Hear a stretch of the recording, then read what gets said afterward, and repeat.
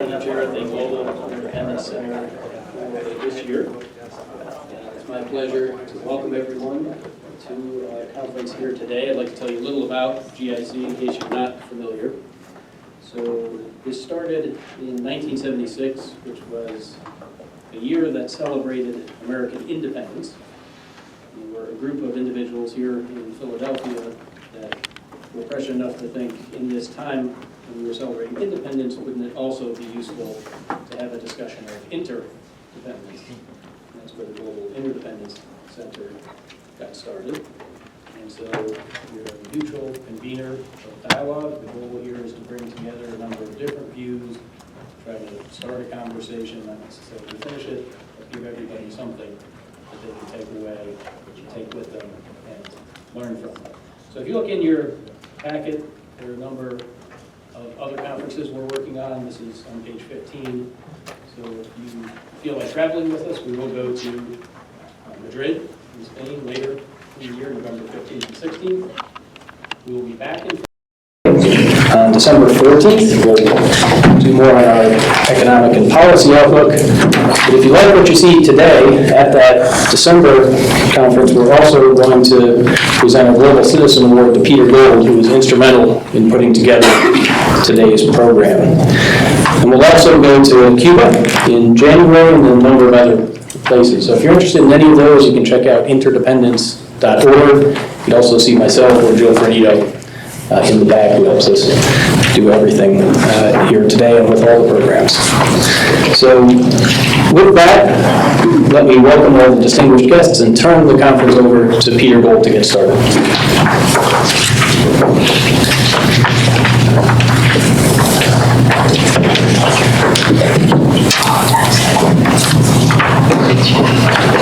Thank you, Don, and again, welcome everybody. I will have a few further welcome remarks a little later. We have some folks on tight schedules, and I know they want to talk with you and welcome you. So first, I'd like to call to the podium Patrick Harker. Those who don't know, Patrick Harker is president of the Federal Reserve Bank of Philadelphia. Thank you very much for your hospitality in hosting this conference. Greatly appreciated. The way the Federal Reserve Bank system works in the United States, for those of you like me who had to learn a little bit about it, there are 12 Federal Reserve Bank system districts. As I said, Patrick Harker is president and chief executive of the 3rd Federal Reserve Bank district, which includes Delaware, 9 counties of southern New Jersey, 48 counties in the eastern 2/3 of Pennsylvania. President Harker participates on the Federal Open Market Committee, which sets out our nation's monetary policy. And thank you very much for being here. Thanks, Peter.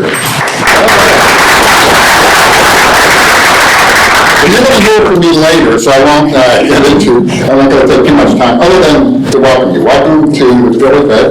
As Peter said, we're a small geographic district, but we're powerful. We have all the issues and opportunities this country faces, from urban issues in our urban centers to rural communities to old industrial communities trying to make a turn to a different future.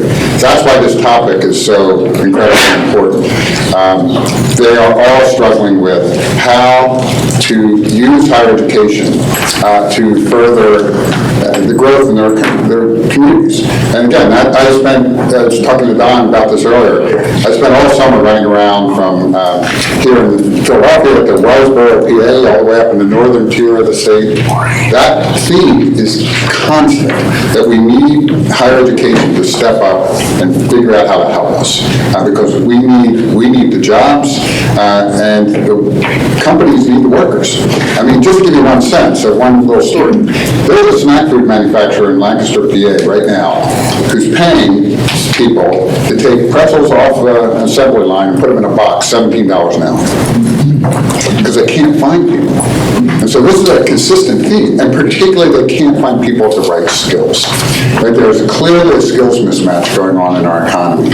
So this conversation is incredibly important. Now, I'm going to come back at 1 o'clock and tell you what I really think then. But for now, welcome. And by the way, the security is not for us, it's for the money under our feet. That's why I know it's a little bit of a pain to get in here. But you're in here, you're safe, you're sound, and I think you're going to have a terrific day. And I'll be back with you at 1 o'clock. Thanks.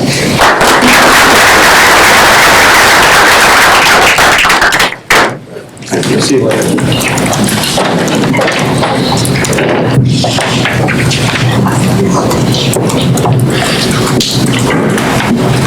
We look forward to it. I didn't say it, which I will say later, is President Harker is the former Dean of the Wharton School of Business and former President of the University of Delaware. So he brings to this particular topic a lot of knowledge.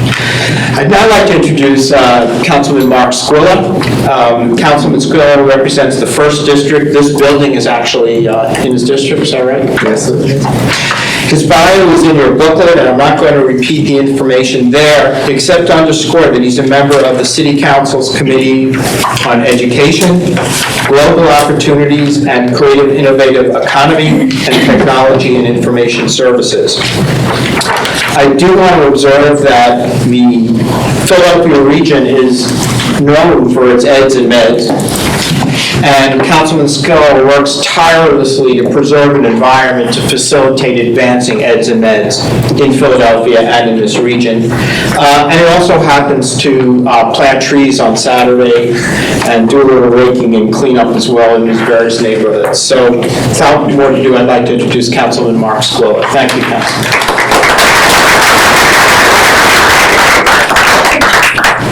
Thank you, Peter, and President Walker for hosting us today. This is a great thing for the city of Philadelphia, and again, we want to send our thanks from the Mayor Kenny, to you for choosing Philadelphia to have this event. But really, the topic, the role of higher education and competitiveness and global productivity is what's so important to us here in the city of Philadelphia. When you talk to businesses and corporations and manufacturers, like you heard the President say, people are constantly telling us we don't have enough prepared folks to work in our fields, and that's a problem. So we are going to lean on you, hopefully, to help us to be able to come up with ways and to come up with ideas that we can prepare our young folks for the workforce. And whether it's right out of high school into the workforce or whether it's through secondary and higher education, it's important to understand when we talk about education, we know that we want to prepare people, but then we also have to look at how do we then create those job opportunities for folks. So you can't do one without the other. You can't have a whole bunch of educated people ready to work and not enough employment, and you can't have all these jobs out there but nobody be able to fill them. Because as you see, people will move to where work is, or companies will move to an area where they could feel they had enough a supply of workers to make things benefit for them. We see that with Amazon and what they're looking for out there, and I guess we'll find out sooner or later where they're going and what they're choosing. Is it really the walkability, the lifestyles, and the area that they're choosing? Is it really the workforce? Is it really the tax incentives? So all that will play a role in how we as a city look to attract other companies to come here, and then how well, as you heard, we have a lot of great universities here, and Eds and Meds are one of our big employers in the city of Philadelphia. But how we as a city can help work with our corporations and work with our universities to pair both the job opportunities to the people who really need employment. So we welcome you for being here. We thank you for choosing Philadelphia, and we want to help us to make this a better place for all our young folks that will be coming up here and hopefully taking our jobs and leading this country into a better place. So again, I want to thank Peter. Congratulations on your award, well deserved, and thank you for being here and looking forward to working with you in the future. Thanks.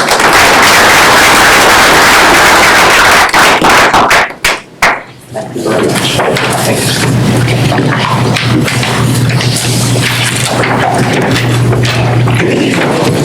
Okay.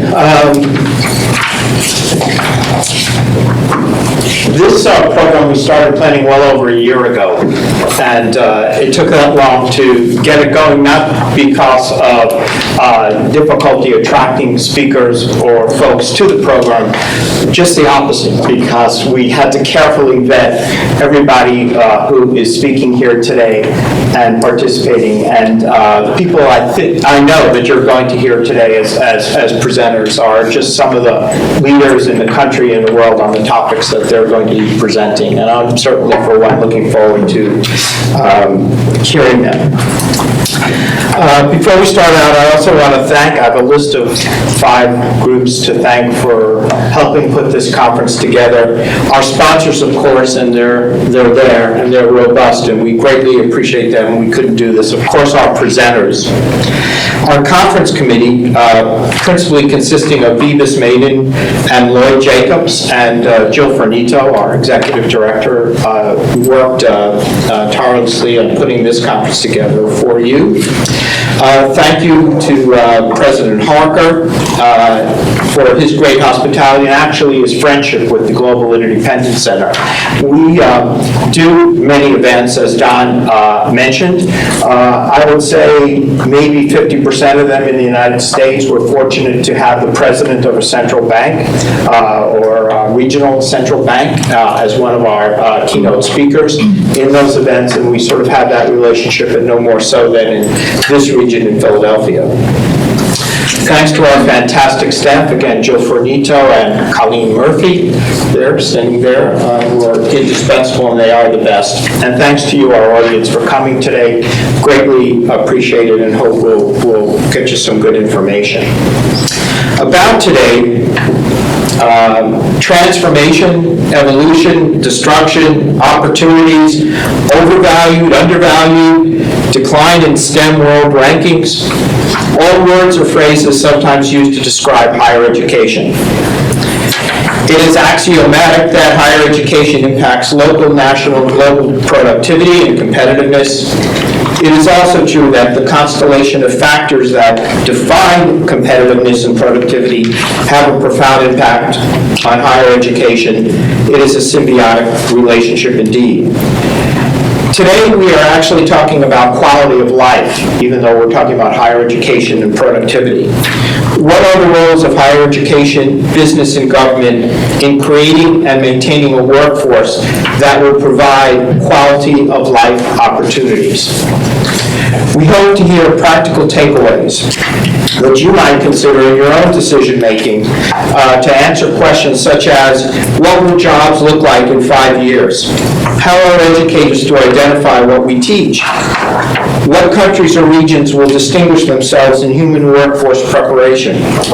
Who will be the next cohort of educators? Will it be business, government, colleges, universities, self-teach, artificial intelligence? Who will be doing the teaching? How will super artificial intelligence, again, impact all these questions? I'd like to pull up a chart. If you can help me with that, Colleen.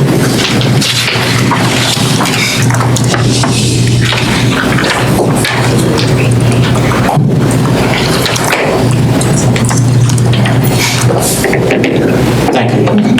I had to put a chart together because this is the Global Interdependence Center, and our board is 50% comprised of leading economists, and you know economists need charts. I am not an economist, but to satisfy them, I did have to put something together. So anyway, this is not a data-driven values chart. This is just a visual concept chart, which I think will frame some of our discussions today.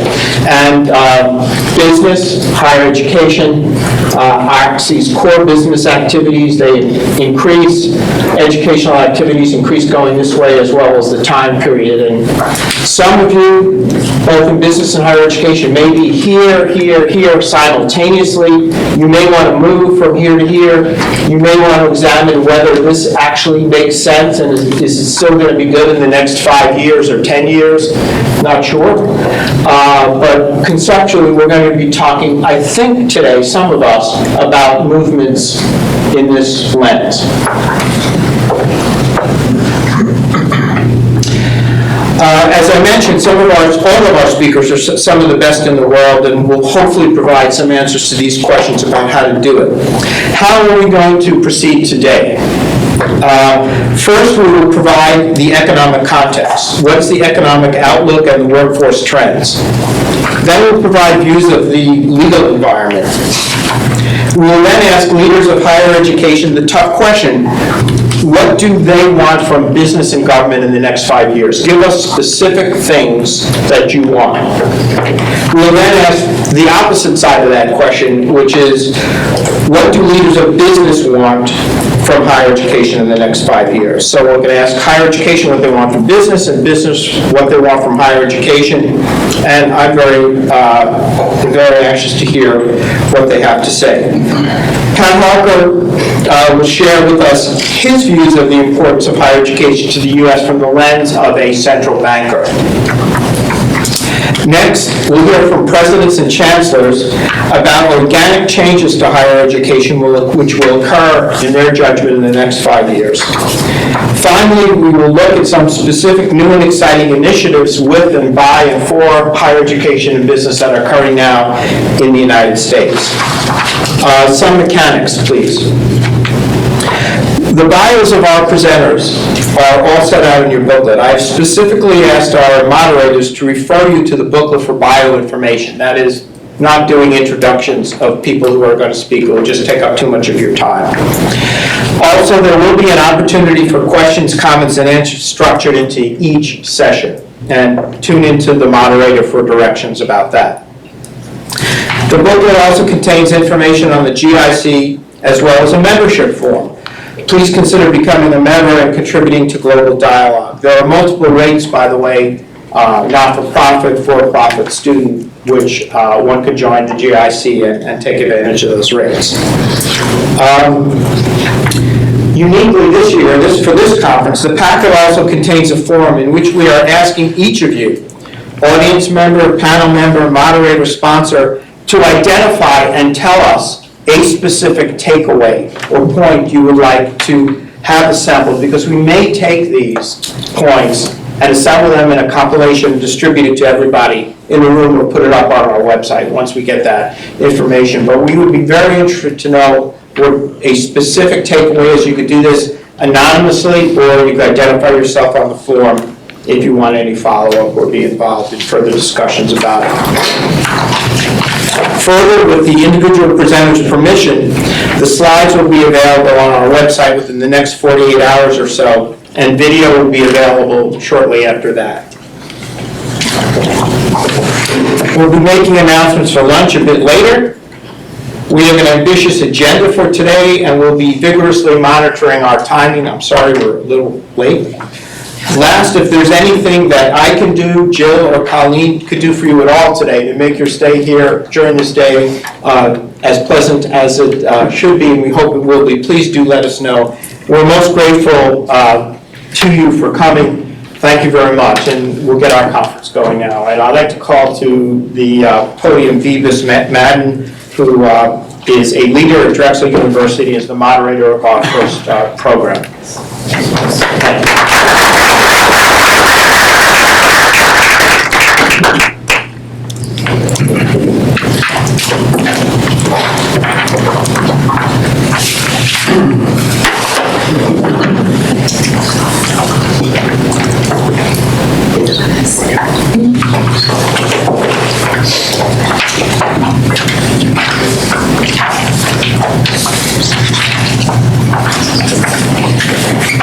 Good morning. I guess this is... All right, good morning, everybody. My name is Vibhas Madan. I am on the faculty of Economics and Associate Dean for Academic Programs at LeBow at Drexel. It's a pleasure to be moderating this first session here. It's a session on the economic outlook and workforce trends. As you heard, there's a lot of things happening in this area. We're talking about things such as mismatches in the middle of the skill spectrum. We're talking about the whole issue of skill clustering. We're talking about macro and micro trends. So you're going to hear about a lot of these issues, as well as additional things from our outstanding panel today. I'm not going to get into detailed bio description as we talked about, but I will briefly introduce our panelists. And just as a ground rule, what we're going to do is have each panelist go for about 15 or 20 minutes, and then after that we'll open it up to a discussion and questions from the audience as well. So with that, it's my pleasure to introduce our first panelist, Catherine Mann. Catherine is a leading international economist. She and her work has actually had an impact not only in the field of economics, but also really in terms of policy, the policy world. So, Catherine, we look forward to your remarks.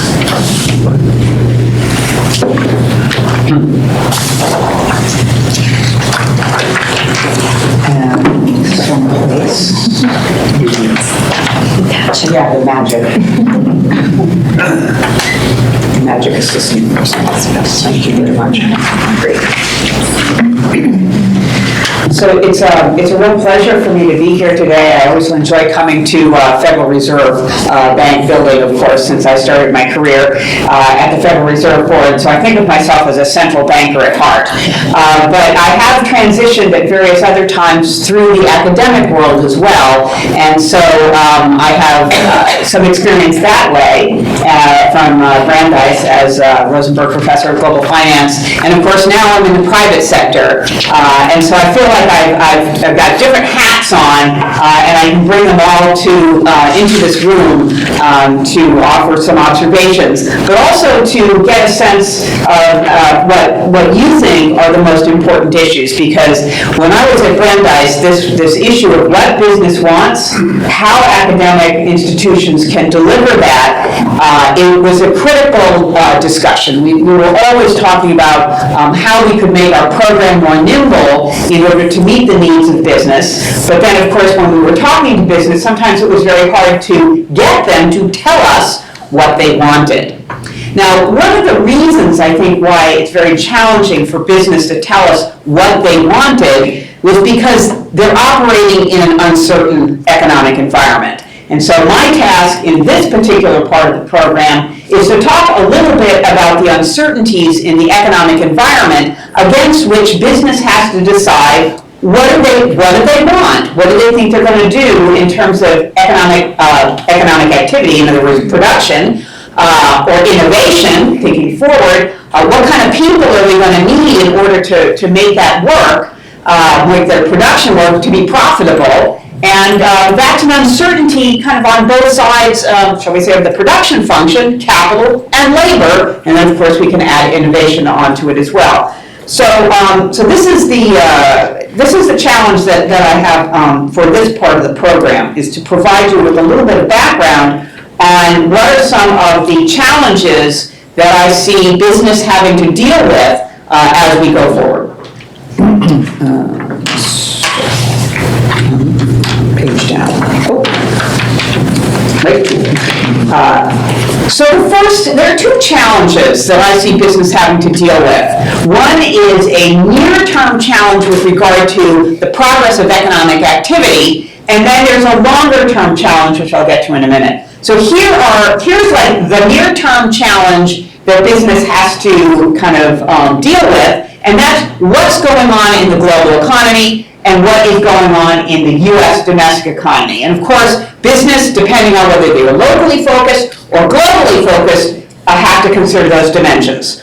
So in this picture, in the title, makes it very clear. There are uncertain prospects for U.S. growth, for China growth, and therefore, being two big players, for global growth. So the first piece of the puzzle that I think I'd like to talk about is on the U.S. side. So it's the right-hand panel. So you see two sets of lines there and a projection. This is a representation of what the U.S. economy might, how it might perform over the next, in the past, in 2017, for the completion of this year at 3% growth, and then going forward to 2022. So the dark line is what is actually in the legislation that we now see. In other words, the change from 2019 at 2.8% to 2020 of 1.8%, which is a very big delta in growth rate. Why do we see that? It's the rolling off of the fiscal spending that was associated with the budget agreement, the legislative caps on spending. And of course, those legislative caps were put into place because otherwise the budget wouldn't have passed. Now, the other line, and I say the delta on this growth rate from 2.8 to 1.8, that's a very big change in growth rate. If you're a business and you're looking at this, you're questioning what kind of investment you might want to undertake if you see a local, if you're a local guy and you're doing investment for the local neighborhood and you're looking forward. Well, now it's great, 3% growth rate for 2018, but 2 years from now, it's going to be almost, not quite half of that, a little bit more than half of that. So how do you undertake an investment program today? Who do you hire? Especially if you kind of hire them for a full-time job that's going to last for a while. How do you decide about that? So it creates an uncertainty in investment and in terms of hiring. Now, the other line that you see there, which is the light blue line, is a possible outcome of a scenario whereby in an election year, they're on a bipartisan basis. There is an agreement to kick the can down the road and have the legislative caps not bind until later on. Well, now, on the one hand, that looks better because it's not such a dramatic change in economic activity from 2019 on to, forward to 2020 and 2021. It's a slowing rate of growth, but it's not this dramatic decline in the rate of growth. So maybe, does that provide a better environment for business investment and hiring plans? Well, maybe, but then maybe not. Because as you can see, one of the consequences of kicking the can down the road is that the depth of the deficit increases. You can't see this on this chart, but let me tell you that it's true. That you're spending more than you're earning, and you're doing it for 2 more years than you said you were going to. So the deficit is wider, the debt is bigger, and the consequent slowdown when those legislative caps ultimately do bind is much worse. So how does that affect business investment? Do they continue on sort of with a near-term focus to meet demand today? Because it's strong right now. There's no doubt about it. U.S. economy is very strong right now. But where's it going to be in 2 years or 5 years? If you're a forward-looking business, maybe you don't look ahead 5 years, maybe you look ahead 2 years. But your hiring plans, your investment plans are intimately related to what you think is going to be happening to the growth in your neighborhood and then more broadly around the U.S. economy. Now, of course, if you are a large, a multinational, then it's not just what's happening in your neighborhood or the U.S. economy, it matters what's going on around the world. And so a key element of that, of course, is what's going on in China. Not only because China's a big place, but also because of the characteristics of Chinese demand has effect through the overall global value chain to have a much broader impact beyond what's just happening within the Chinese economy. So what you see there on the left-hand side is the rate of growth of fixed investment in the dark line and then retail sales in the light blue line. Now, everyone expected that China, as part of its strategy of containing some of the excesses that they had in their financial sector, that they were planning on having a slowing of their fixed investment, as I say, containing some of the excesses in the financial sector, transitioning the economy away from an investment-led, real estate-led economic model to one that was more focused on consumer-led and services-led activity. Now you can see here from the chart that hasn't worked out quite the way it was planned on working out. And so for the Chinese economy, the slowdown has become much more significant than was originally thought would be the outcome. And this was even before we have the additional element of the trade war that, as you know, has escalated as opposed to having been kind of diplomatically addressed. So the prospects for the Chinese economy are significantly more challenging. They have pulled out a range of policies, just about every one out of the hat that you could imagine, on the fiscal side, on the household value-added tax, and so forth. And then most recently, as in the last couple of days, monetary policy bringing forward as well, both sort of interest rate cuts, and they're called triple R cuts, and some changes in the exchange rate. Whether or not those policies will affect Chinese economic prospects remains to be seen. There are some issues on the effectiveness of those policies, the traction that it will have in order to rectify this trajectory in growth that you see here. But that's really important. It's not only important for China, it's obviously important for them, but it's also very important for the rest of the world, and therefore for U.S. business choices, whether it be investment or whether it be labor. So those are things that are uncertainties in the U.S. growth rate, the Chinese growth rate, and because of the relationship between the global economy through value chains for the whole picture. And making decisions today in an uncertain world is part of what we are talking about here. Investment in higher education, investment in workers is a long-term strategy, and this type of background, it makes it more difficult to undertake.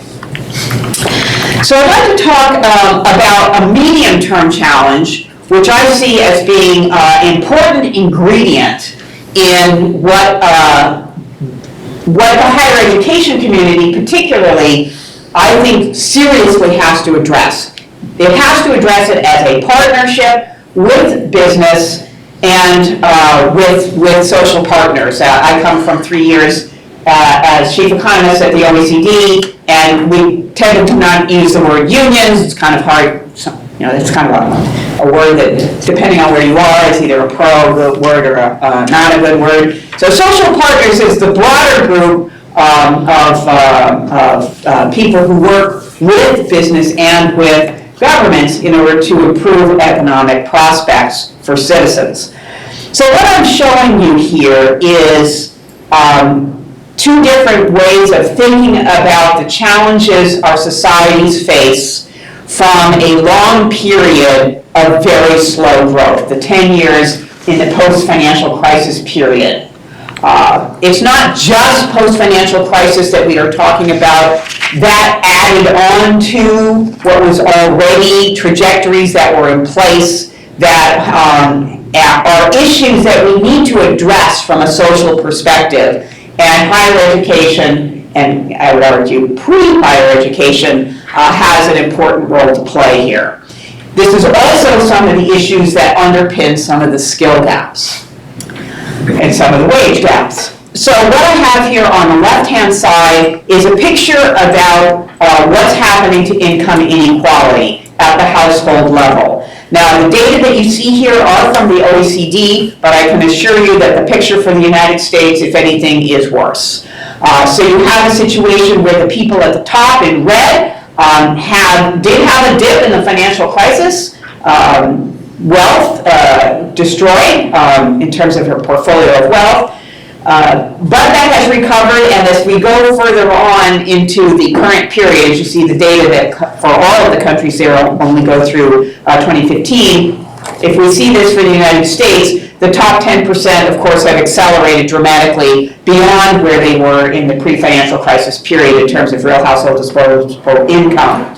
For the median income and the blue, as you know, for the United States, it has just managed to reach the point where it was prior to the financial crisis, which is what we see here for the OECD as a whole. And then, of course, the green down at the bottom 10%, have not recovered. And that is true in the US as well. So part of our challenge when we think about this partnership between business and government is dealing with this widening outcome in terms of income inequality.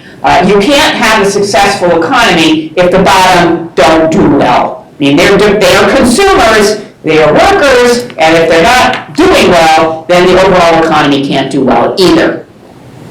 Now that's a snapshot at a point in time, or over time, of the overall population. But I wanted to show you another way of thinking about the challenges facing this partnership between business, education, and labor, social partners, and that's this slow income gains across generations, which is on the right-hand side. So this is a picture of income across your lifetime for different cohorts. So if you were born in the 1940s, that's the red line, you were in the war and then coming out of the war, you had a big jump up in your income and it increased throughout your lifetime.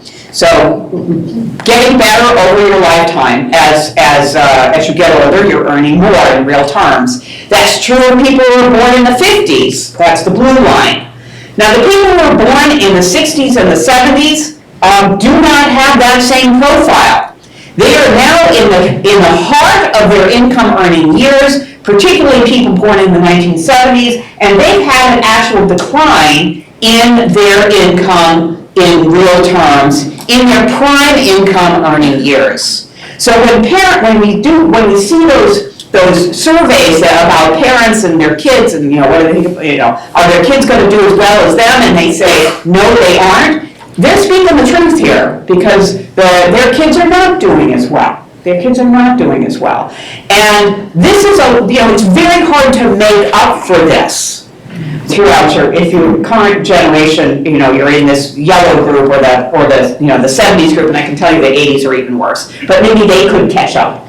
But for the people in the 70s and to some extent the 60s, these are challenges that are very real and are part of the challenge that has to be addressed. Again, because for two reasons. Not only is this a problem in terms of consumption and the underpinnings of the economy, it is also an issue because these generations, the 60s and the 70s, are the people who are paying now into the reserve funds, whether it be Medicare, or Social Security. So they're being taxed in order to pay for pensions and health care, those commitments that were made to the older generation. So they're not earning as much, they're being taxed more in order to create the underpinnings for the entitlement programs. So this is not a good picture. If you're young, it's not a good picture if you are old. And it's part of this intergenerational tension, which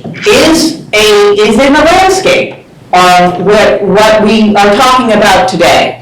What can we do to the people who are currently in the mid-30s, mid-40s, in order to at least change the trajectory for that 1970s line, to at least get it back into a positive trajectory? We at least want to be able to do that, and skills and matching of skills to jobs obviously is a piece of that.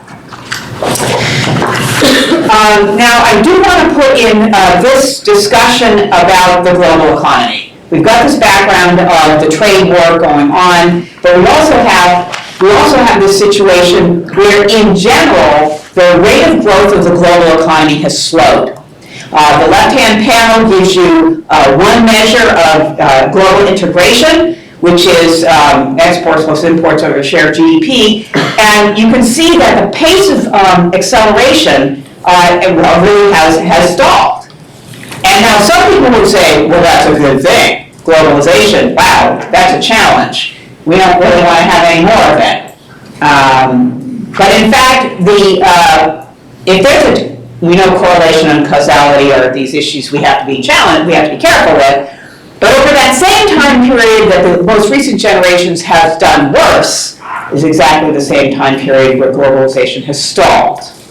So it is an issue about transition. It is an issue about finding the match between the jobs and the people. And that's the heart of the program that we have here for you today. The last, I have 2 minutes, so 2 charts. One of the challenges, again, that we have to deal with is that there's a gap between firms that are at the most productive firms. They are at the frontier. they use innovation most productively, and they pay higher wages. So those blue firms that you see up there, the top 5% of each sector, so it's not just Google, it's in each sector, there are leading firms that have the best managers, they have the best innovation, they pay the highest wages. They are the top firms. They've had a tremendous increase in productivity, tremendous increase in wages. But look at everybody else, non-frontier firms. 95% of firms have had no productivity growth over the last 15 years, and not surprisingly, they don't pay workers either. So part of our challenge is to get business to also take up new innovation. Sometimes it's a management challenge, sometimes it's I can't find the workers challenge, but either way, in order to change this picture about productivity in the economy, we have to figure out how to raise the bottom. We don't want to reduce the top, right? We want to raise the bottom, because if you could get a little bit of an improvement in that 95% that have had no productivity growth over the last 15 years, you get increased productivity for the economy and hopefully increased wages. That's where social partners come in. Last point is just, this is very complex, but just because I wanted to put in here the kinds of information that we can work with in order to evaluate where the jobs are. The US is kind of right here in the middle. It's right here. And it's this is a decomposition of which are the skills and the higher productivity and where the jobs are across different categories of jobs. And you can see actually for the US, there are skill needs and job growth across a very broad range of categories, except for public administration. So, except for shrinking the size of government, which is what the US is is doing, across all other private sector jobs, there's a lot of opportunity there. So thank you very much for the opportunity to give you this broad-based background of the challenges that firms face, that education faces, and that government faces for the synergies in order to improve both the short-term and the long-term prospects. Thank you.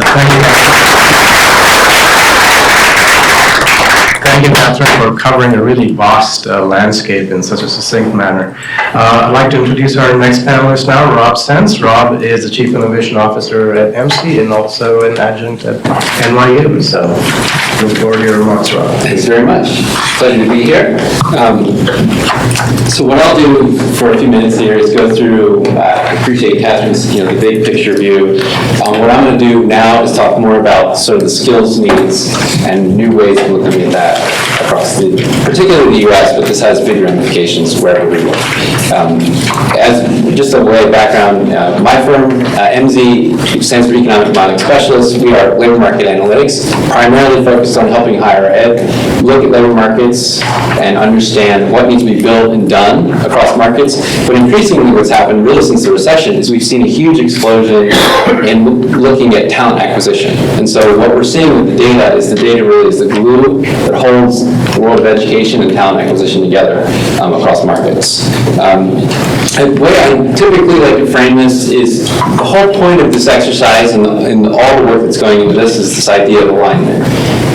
Aligned economies are productive economies, and because human capital is the most important kind of fuel that goes into economic development right now, we spend a ton of time looking at how people acquire work and vice versa. So the way we think about it is very simple, right? Everybody's looking for something good to do. People are looking for good work. Good work is always looking for people. This is essentially what you would call an eHarmony type problem, right? But the trick here is these are two very different spheres. If we say Uber, Amazon, or eHarmony, we're talking about a fixed plane, point to point, right? A person meeting a person, a package making its way from this place to that place, a car going from point to point. In this case, we have two very different spheres trying to interact with each other. They have different languages.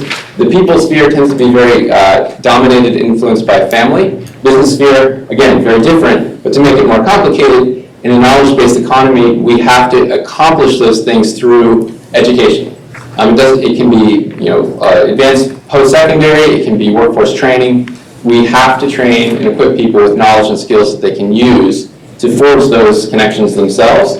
and we tend to try to connect each other. The business and people circles try to connect themselves via training.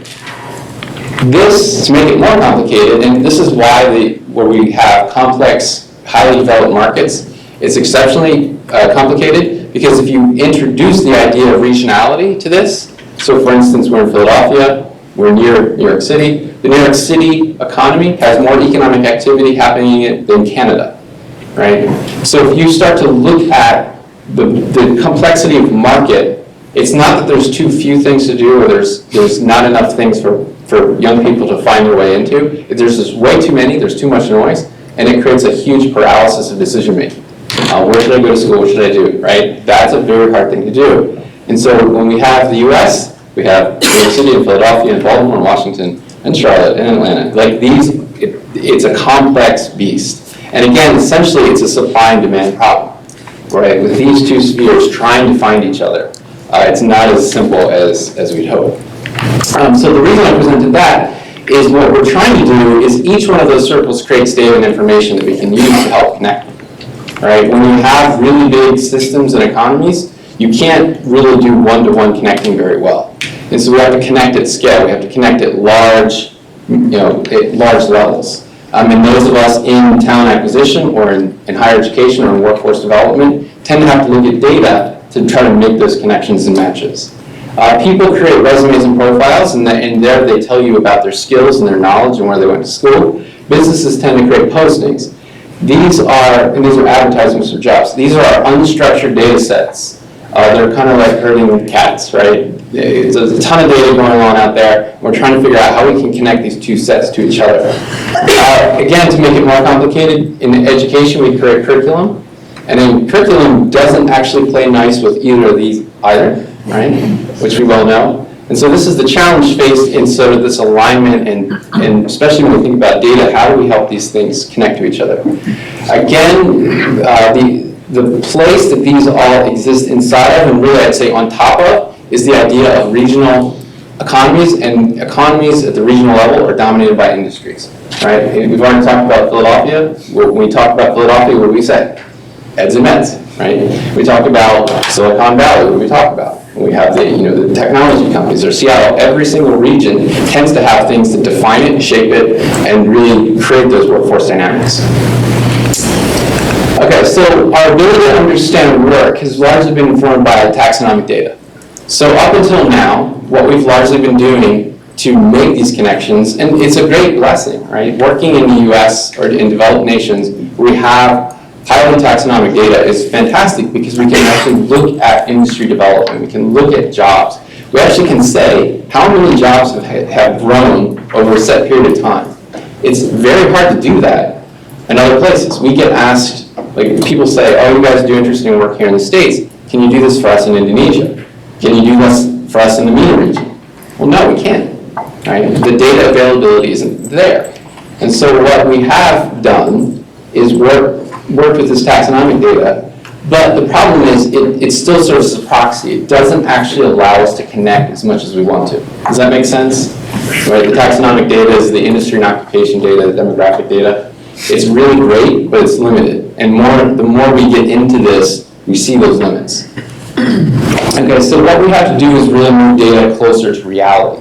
What are people actually trying to do? How do we connect them? So the limits of taxonomic data is what we generally are dealing with right now when we think about economic and workforce and higher education development. Colleges cannot use it appropriately to understand demand. If you look at industry occupation data and you go present it to an employer, they're often going to say, well, that's not what we're doing. That's not what we're hiring. That's not actually what we need, right? Employers don't really speak that language. If you own it, typically is the data set that we use from a knowledge and skills point of view. But if you share ONET data with an employer, they're going to go, that misses the mark. I mean, that's not really where we are. And again, if you think about the fast-moving nature of those economies, they moved far past that 5-10 years ago. They're somewhere else. And so we have to sense their needs in more real-time sense. States and regions need to better understand their unique advantages and disadvantages. When we think about what's going on, if you're in higher education in the Philadelphia area, what you need to be thinking about is obviously there's the global perspective, but for your students to be truly competitive where they are, you have to start where you are, right? What are the businesses around me needing and doing? Most graduates tend to stay where they are. Community colleges, typically 60 to 70% of their graduates are staying in economy. State universities and so on, they're more 30 to 40%. Elite universities, you're seeing them migrate around, but you still see a high density of those students stay in economy. So you have to start at that local level. And ultimately, this all goes down to, this is really the final point that we have to think about, is we have a really interesting market, a very blessed market, a competitive one, a ton of economic activity. But what happens here is it's very much a black box to people who are trying to enter it. I think this is the thing that dominates so much of what we're dealing with when we think about the economy, the global economy. The people who are consuming education and entering work don't really understand what they're heading towards while they're doing it. And imagine making an $80,000 to $100,000 purchase without understanding what you're actually buying. Right? So that presents a challenge to the people who are at the other end of this. The way that we've been trying to do this, and I think the way that this market will continue to look and it will change over time to be more focused, and we already know it's focused on this idea of skills, right? Everybody talks about skills that matter, getting people the right skills, building programs around skills. Employers want to hire on skills, not necessarily just a pure degree. The skills are fantastic because they're more close to, they're really representative of what people do versus the government data proxy. Okay, so what we've been doing is we've taken all this skills data from every single job posting that we could, this is the US, and we actually threw it in a blender, computer, and what we did was clustering. So this is a clustering approach, and this is crazy, but what's interesting here is it looks kind of like a galaxy, but what we can see is distance between skill. All right, so we actually can start to see there are skills. It's not so much that you want to pay attention to a particular skill, like some sort of programming language, but what's interesting is you can actually see the relationship of that skill to another one. So this is, again, too hard to read, but when you start to zoom in some of this galaxy, what you will see is in the middle one here, there is an interesting, you could actually say this could be even for an area like this, there's a lot of relationship between biochemistry, microbiology, immunology. You're seeing a lot of tight relationship and skill. This is more what work looks like. When we have a taxonomic way of approaching it, we create a taxonomy, we say you're a molecular biologist, and then we try to fill out the skills underneath of you. In this case, what we're doing is we're saying, what does the field of molecular biology look like from an employer point of view? And that comes from the skills that they're requesting and developing right now. And so this is what these clusters are going to look like. So what we've been doing to try to understand, to kind of try to bring it down to earth, is how can we use the skills information to really better join this area of work to the world of education. And we've analyzed recently, we've tried to look at 3 different areas that we think are huge aspects. The first one is around skill trades, right? Through the recession and then until now, this has been a huge problem in a lot of markets, certainly here in the US, because what we've had is, when we had manufacturing was dominant in our economy, and then it crashed out. But what people don't realize is from the recession till now, we've added about 1 million jobs back into the economy in production. And those jobs are incredibly hard to fill. Incredibly hard to fill for these employers. And what's happened is the interest from the previous generation has been gutted. If you're a parent, you are telling your kid to run away, run away. And so now we have a lot of colleges, particularly community colleges, that are sensing this pressure from employers, working to build programs, and then realizing how hard it is to get a new generation of people to take those programs. Are these programs actually pretty good? They are. Are they leading to good jobs? They are. But the perception is not there. The second thing that we get asked a lot about, so these are the sorts of questions we get asked, because we work with lots of community colleges, universities, and employers, and so they're trying to address the skill trades. The second thing we get asked about a lot is the idea of emerging jobs. Are there ways you can actually address emerging sectors in a more accurate way. Again, taxonomic data takes too long to update. You can't really see what's a data scientist, what does cybersecurity look like. How can we use data to look at that? This is the second one. And then the third one, and this is one we're deep into right now. My colleague Andrew Hansen from Strada is with me today. We're spending a lot of time looking at the humanities. This one's extremely resonant. What do people with liberal arts degrees actually do in the labor market? Do those things have value or do they not? And so I believe these three things are very helpful for us to address a lot of these really difficult, tricky matching issues. This is a manufacturing cluster. When we took a look at all manufacturing skills in production environment, so like manufacturers do a lot, they have finance and they do marketing and sales. This is just looking at the production environments.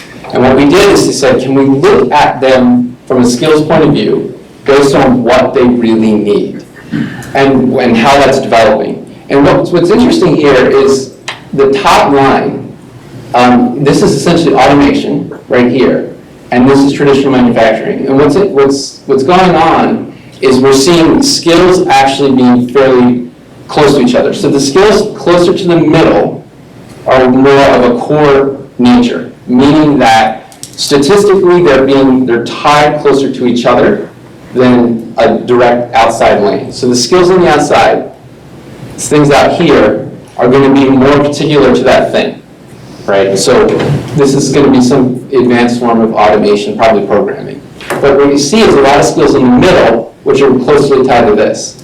The thing that's most important about this is the top two, traditional and automation, are more of that pure manufacturing. But right next to them, we see Six Sigma and GMP, which are engineering. They have blended in manufacturing, in production environment, we see a complete blend between production and engineering. They're trying to do both at the same time. And so we have a lot of automation, but what they need is a lot of people who can live and work inside of automation, and their skill sets they're not going to find these in SOC codes. They're not going to find these in ONETs. And employers struggle with this. So as we've been creating this data, we've started to talk to people who are working with people like Honda and saying, what are you doing? And they said, this is exactly what we're trying to do. We're trying to blend things like Six Sigma. GMP is basically where you have biotech and food production. That's GMP. So at a national level, we have a lot of that going on. Six Sigma is more of that engineering and then automation. So we have a lot of need across those areas, but it doesn't look like a pure job. It looks like lots of skills coalescing and coming together. So observation, 2 classic production, 2 engineering, and Six Sigma is close to the core. So again, you workers have to have both, tried and true skills, but also a lot of engineering. Let me skip ahead. Michigan, interesting cluster. California, what's interesting about California is you have a lot more engineering type skills and an interesting lane around vehicles, which is air parts and things like that. Let me go to the next one. So that was with manufacturing, we have a lot of skills coalescing. Basically, production and engineering are coming together. When we look at an emerging sector like data science, what we see here is a lot of different skills in analytics, software, business intel, and statistical modeling, right? So that's what the national cluster looks like. It looks more like analytics. But when we pointed our analysis, so we looked at the skills at the local level. New York City, for instance, if we say, should we do data science in New York City? Data science in New York City looks more like software, analytics, business intelligence, and machine learning. But what was really fascinating to us when we pulled out the core skills, the skills closest to the center, the basic skills they needed across everything, it was finance. Finance was really dominating what they needed at that core level. Most of the data science people are being influenced by the finance sector. What's fascinating more about this is when we pointed our analysis at Washington, D.C. So here are the skills that are needed in a place like Washington, D.C. So we're going to create a data science program in Washington, D.C. What should it look like? It looks like social sciences, right? So at the national level, we have a lot of SEO and marketing, really influenced by Amazon. In D.C., in Washington, it looks like Census Bureau. It looks like defense contractors, right? So we have a completely different set of skills needs And down here you see there's a lot of core need around geospatial analysis, data management, signature intelligence, even technical writing. So the way that you build programs, the way you shape your output from an education point of view to help employers is going to be radically different by economy. And the skills information is really how we start to sense it. The final thing we've been working on is getting a better sense of the outcomes and movement of humanities and liberal arts in the market. And the first thing that's notable here is liberal arts and humanities do get jobs. And the problem, though, is they get so many different types of job, it's a non-linear, very uncertain pathway. And so what we did here is we used resume and profile data to look at their career transitions over time for a second and third job. And what I want to have you note here is they do go get a lot of different things, but the interesting trends in how many go into marketing, and then over time how many go into management, and then over time how many of them go into HR. We can actually see and sense those movements. And the key thing here is this is all data that we can then take, bring it back to our program development, and particularly bring it back to students. So we can try to help match and create basically better fit. I'll just go to this last point here. The whole idea is over time we can use this data to show somebody who I have these skills, I have this type of background, this is sort of the education I need to enhance and grow my career in Philadelphia or in Washington, D.C. So this is what we're working on. I think this is where the data is going to go. That was a lot, but... Thank you, Rob. There's still hope for liberal arts education. Well, let me introduce our last panelist for that. Anthony Abbatiello. Anthony is the Global Head of Consulting with Reynolds. And Anthony, look forward to your remarks.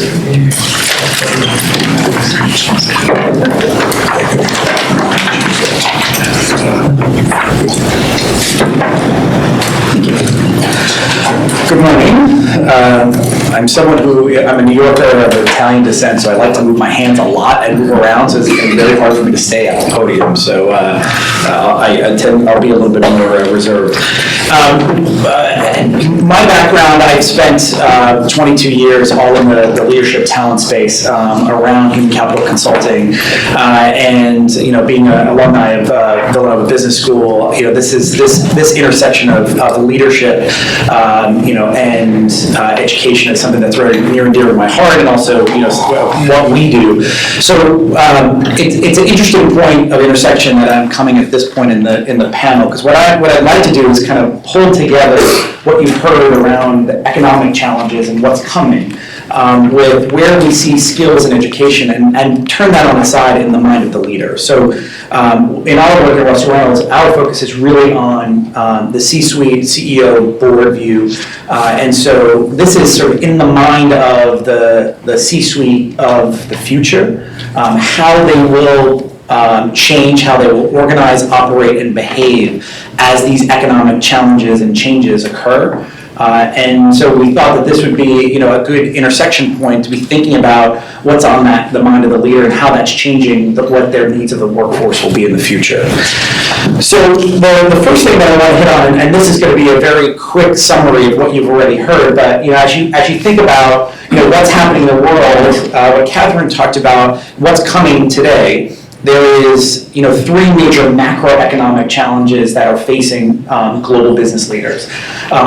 And the first is around global shifts and economic challenges, trade wars, political unrest, Brexit, our midterm elections, everything that's happening around the world, causing such great uncertainty for leaders in knowing where is the economy going to go? Everyone is really petrified of the next downturn. We don't want to have a redo of 2008, 2009.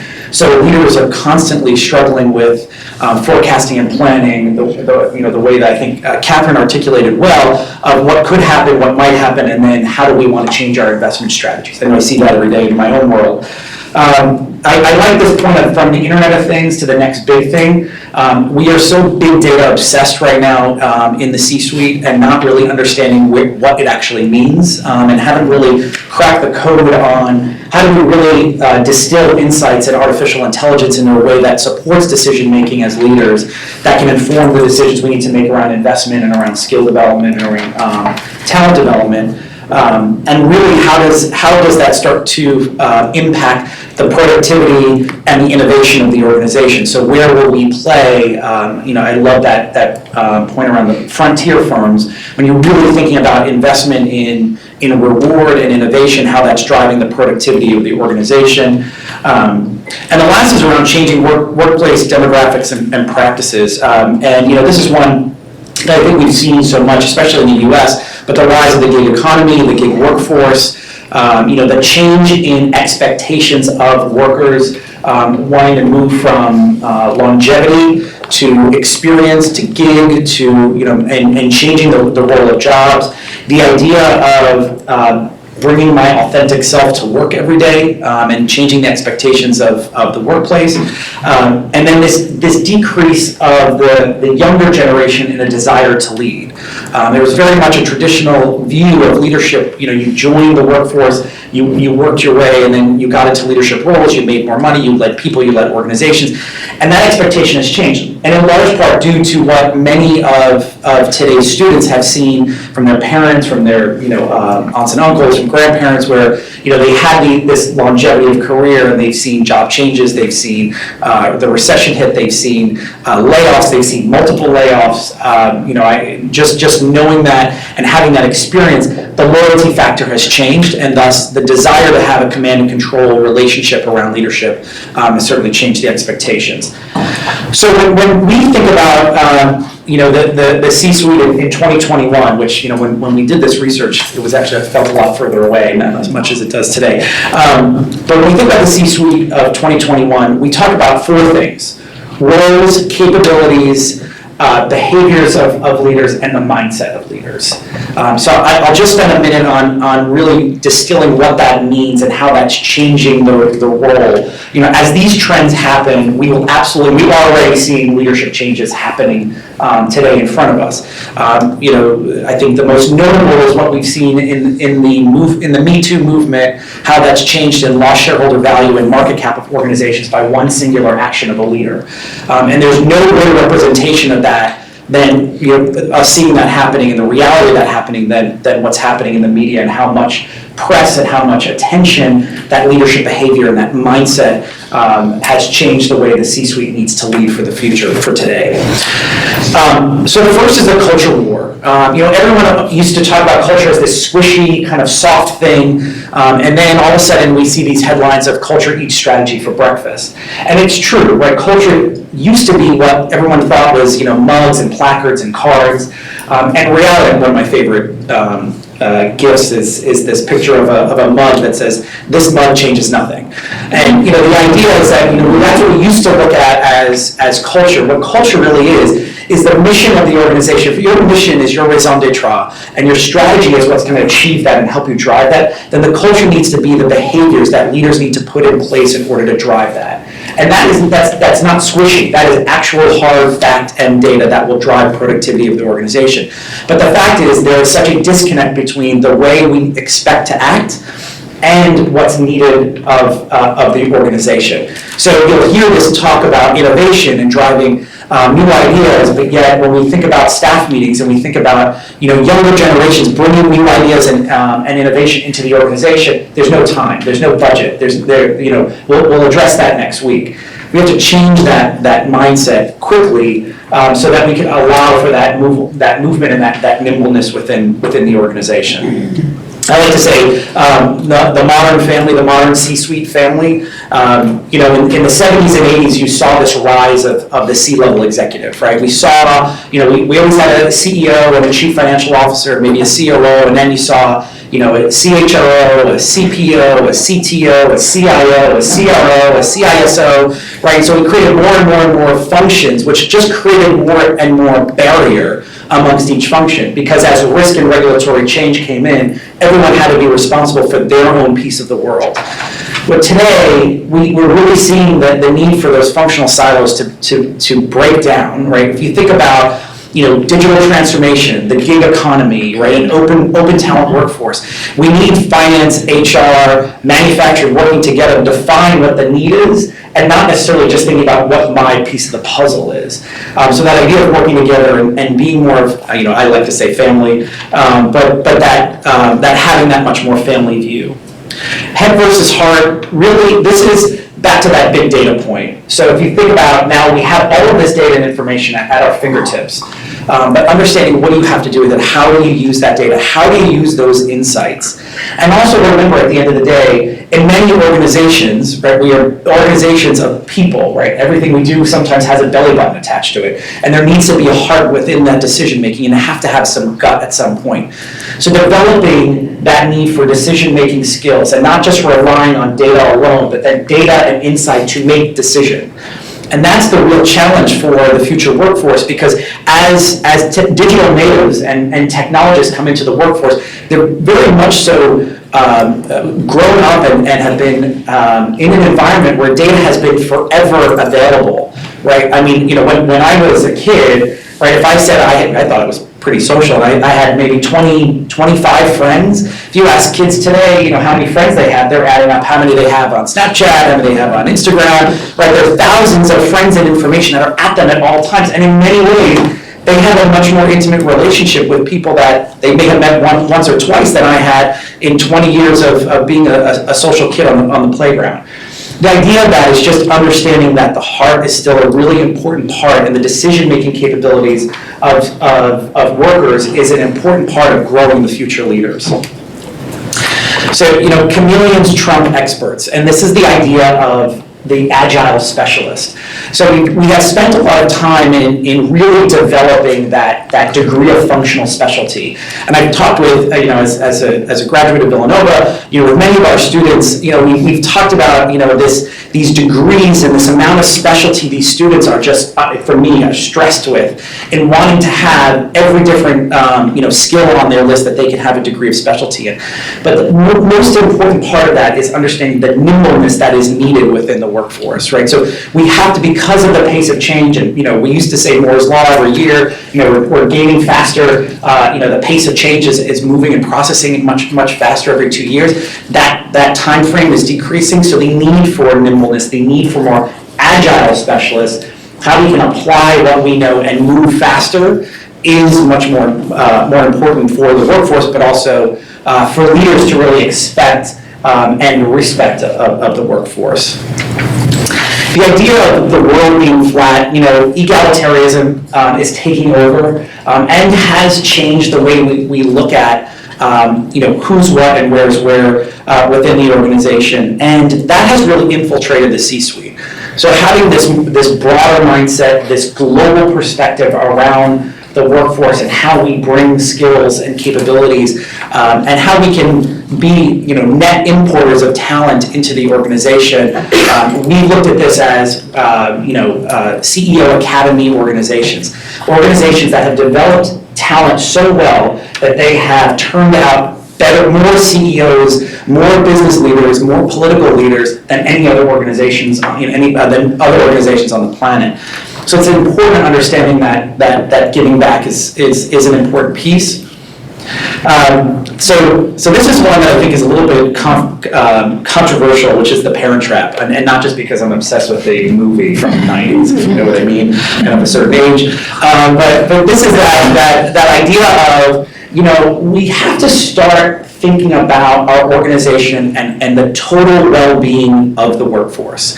We're working at such higher rates than we were 30 years ago. The amount of individual productivity has increased. The amount of work individuals are doing has increased. And so, understanding the importance of caring and caretaking of the workforce. And I say that from the total well-being perspective, because this isn't just about, mindfulness and being able to take a moment to breathe, but it's also about thinking about the total well-being from a experience, from an educational perspective, from a development perspective and career perspective, but also from a financial well-being. And I say this a lot with, aspirant CEOs, is understanding when is good enough, right? When do you stop? When it's just as important to know what you want and what you want to accomplish as it, and when to stop as it is what you will accomplish. So, understanding those two, and as a leader, having a sense of an understanding of well-being for the workforce. And just a couple here on the end, success and loyalty has changed. When Catherine had the chart up of those that were born in the 40s, I think even those that were born in the 20s and 30s, right, it was expected you worked for one company. I mean, and many of these companies are great organizations that build our global economy. But you worked for that one company for 20 years. You got your office with your nameplate. 25 years, you got your watch. 30 years, you got the picture with the president. It was expected that loyalty was equal to success in the organization. But loyalty has changed, and loyalty doesn't necessarily have to mean 25, 30 years. And what we have to understand is both ways. Is creating loyalty, redefining what is meant by loyalty within the organization to the workforce of the future, which may be loyalty for the period of time that we have, right? Let's get that, if it's only going to be a 4-year experience, let's get the most out of that experience from that individual. And conversely, let's create the best experience we can for the workforce. Because we're moving away from jobs and roles, and we're moving into experiences. And the workforce today is now thinking about how we move into those experiences, and that those gigs can be a 20-year career at an organization. But it's going to be comprised of different experiences that individuals will have that will fulfill their ultimate goals, which is really linked to that shared purpose and vision. We know this, we were talking about, millennials have really reshaped that. I think people give millennials too much of a hard time, not as a millennial, but as someone who studies it often. I think millennials, like baby boomers, have created new environments for us, and the millennials have pushed the limits around purpose and making sure that they want to work for purpose-driven organizations, are leading purpose-driven organizations, millennials are now CEOs of purpose-driven organizations. So that idea of shared purpose as a leader is extremely important. But setting that expectation and knowing how to apply that and finding those right organizations and what you can do. Comfort with constructive conflict, and the weak shall be strong. I'll close on those 2 points. We used to always say the nice one finishes last, and that's not it anymore. You'll see this movement of a need for softer skill. Many individuals today, Gen Zs, whatever you call the next generation, want to work for, they don't want to work for the command and control leader. Inspiration and inspirational leadership is that #1 leadership capability that we have seen grow in the last 10 years. So this movement from positional leadership into inspirational leadership is critical for leaders of the future, not just because of their need to be able to get into the job, but for their ability to turn the organization and really inspire the future of the workforce. These workers, and many of the individuals that you are educating, working with every day, want to and need to be inspired by what they're doing, by that shared purpose, and be okay with that constructive environment that may cause some conflict. And it's not always going to be getting to that answer in just a collaborative manner. We're going to have to debate if we're going to be able to change, inspire, and really influence the future of how the way organizations organize, operate, and behave. So, thank you for the time. Thank you. What stands out in a lot of this is, as an economist, always you look at the supply and demand side of things and how the two sides are evolving, and we heard a lot of the issue of alignment, of mismatches at times, so that's the kind of thing we need to think about a little bit more. One of the other things I found striking was also the whole idea we have more and more data, but are we looking at the right data? Are we using the data correctly? So a lot of these themes come through in the collaborative element of all of this. So what I'd like to do before we open it up to questions is I'd like the panel to just each of you just provide one specific action you think education or business and government could take, which would further their collaborative role in terms of productivity and global productivity. So. So I was quite taken by the design that you have for the designing the skill clusters, because in the economics world, we focus a lot on industrial clusters, going back to a time with Michael Porter, designing the industrial clusters.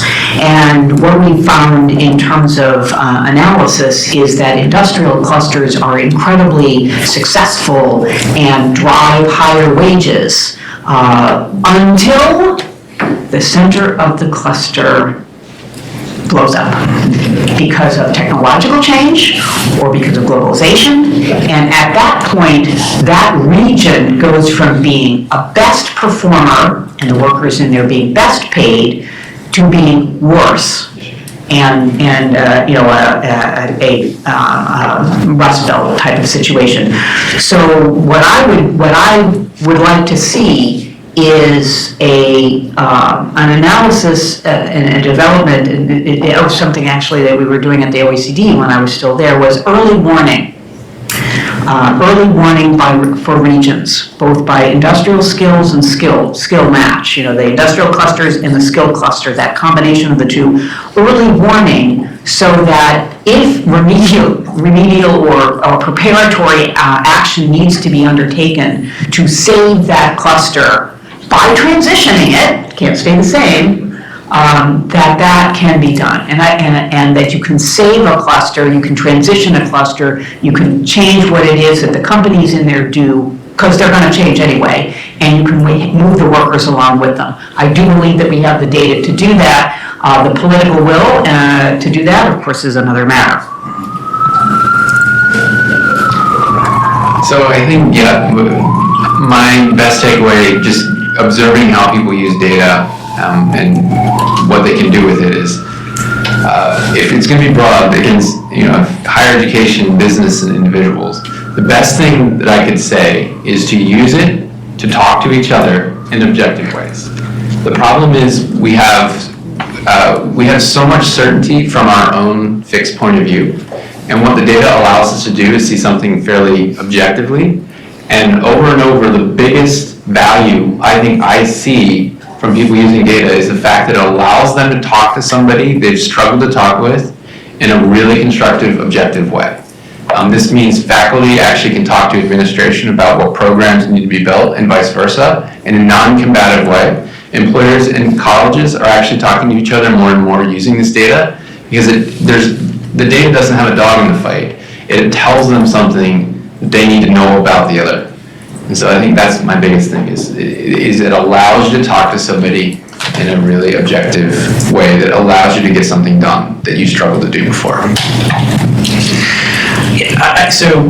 this you heard in my intro. I think the agile specialist is probably the greatest piece of impact that we can have, in education. I think it's the balance of deep knowledge and expertise with that ability, that flexibility and adaptability, which in many ways, psychologically, we can't teach it in some ways, but we can show students, we can show workers how to move through decisions and formulate, cognitive process to make decisions in a much more, flexible, simplified manner. And it's not to say that deep experts are never going to be needed, but the ability for individuals to adapt on the fly, and I say this to leaders, especially those in more legacy asset-based organizations like oil and gas, the idea of get it out versus get it right. And being able to learn and move quickly in that nimbleness versus being petrified of not being perfect. And I think that is a fundamental shift for leaders right now, but it will be a needed and more required capability of the workforce of the future. Peter, Jill, we are a little behind, but we have a few minutes. Yeah, how about 2 questions? All right, 2 questions. Who's the lucky 2? So, you have a microphone for you, right? Oh, thank you. So, thank you. This is very interesting. I just try to combine the observation that all 3 of you made. how can your analysis help to change the income path in Catherine's chart, the intra-generational chart, and the nimbleness, and particularly because it takes time for a curriculum to change. And so your data, how often, and I don't know how much data you have over time, but how often do you see transformational changes in the profiles of jobs that are needed? That's a great question. So the first part is, how can it help lift income? The biggest thing I think we can use data to do to help with that is by showing people the outcomes over time. Earlier, right? So if you are studying something like history or you're looking at going into production, to actually see how you can do that in a more effective way, which means it leads to better income. The problem is, I think a lot of people enter the market with some form of skills and training, but they don't know how to apply it. So learning how to apply it earlier is how we would address income issues more clearly. Where can you create the most value? The second piece is how much is it changing? Well, it's changing constantly, and I think that's why we take the unstructured data and do clustering with it, because what is happening in Washington, D.C. is happening there right now, and it's constantly changing, and it's changing against what's happening in Seattle. So it's the ability to actually be looking at that constantly. More importantly, though, the data signals you, for instance, in Washington, D.C., you're in higher education, you need to be talking to these 5 people, these 5 organizations. Because what the data is going to do is help you go talk to them, and then once you start to, you're going to learn 10 other things the data couldn't tell you. But you wouldn't be there talking to them if you didn't see that. Right? So it is not the final destination. It's a place where you go to keep going. Thanks. Bob? Well, it's the last question, so I guess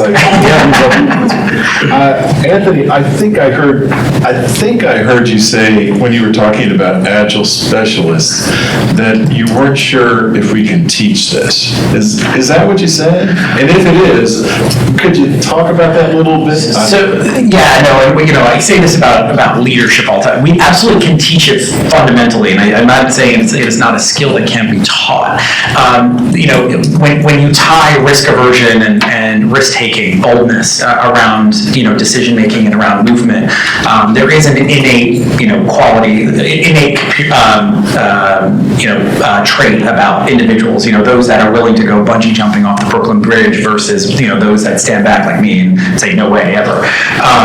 I think so. The ability for where you can get individuals to understand the importance of nimbleness and being able to make decisions and move on from them versus getting stuck is the piece where I think where we can teach. And I think that's one of the most valuable experiences and skills that individuals will have coming into this world where the pace of change is much greater than it was 5 years ago, 10 years ago.